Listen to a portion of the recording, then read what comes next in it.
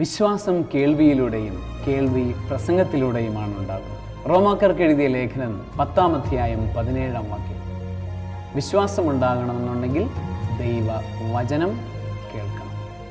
ഇന്നത്തെ കാലഘട്ടത്തിൽ ഒരുപാട് യുവതീ-യുവാക്കന്മാർ വന്ന് പറയാറുണ്ട്, അച്ഛാ ഞങ്ങൾക്ക് വിശ്വാസമില്ല. അവരുടെ മാതാപിതാക്കന്മാർ വന്ന് പറയാറുണ്ട്, അച്ഛാ എൻ്റെ കുട്ടികൾക്ക് വിശ്വാസമില്ല.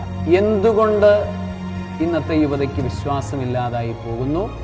ചോദ്യത്തിനുള്ള ഉത്തരമാണ് വിശുദ്ധ പൗലോസ് അപ്പോസ്തലൻ പറഞ്ഞു തരുന്നത്.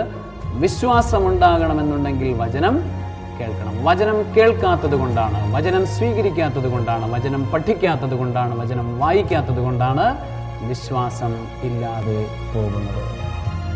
എൻ്റെ പ്രിയപ്പെട്ട യുവാവേ, യുവതി, ഞാൻ നിന്നെ ചലഞ്ച് ചെയ്യുകയാണ്. നീ അരമണിക്കൂർ നേരമെങ്കിലും ഈ വരുന്ന ഒരു മാസക്കാലം വചനം വായിക്കുകയാണെങ്കിൽ നിൻ്റെ ജീവിതത്തിൽ ഒരു റിസൾട്ട് ഉണ്ടാകും. നിൻ്റെ ജീവിതത്തിൽ ഒരു അത്ഭുതം നടക്കും. നിൻ്റെ ജീവിതത്തിൽ യേശുവിൻ്റെ ഇടപെടലുണ്ടാകും. യേശുവിൻ്റെ ഒരു വലിയ സാക്ഷിയായി മാറാൻ നിനക്ക് വചനത്തിലൂടെ, വിശ്വാസത്തിലൂടെ സാധിക്കുകയും ചെയ്യും. വിശ്വാസം കേൾവിയിലൂടെ, കേൾവി പ്രസംഗത്തിലൂടെ.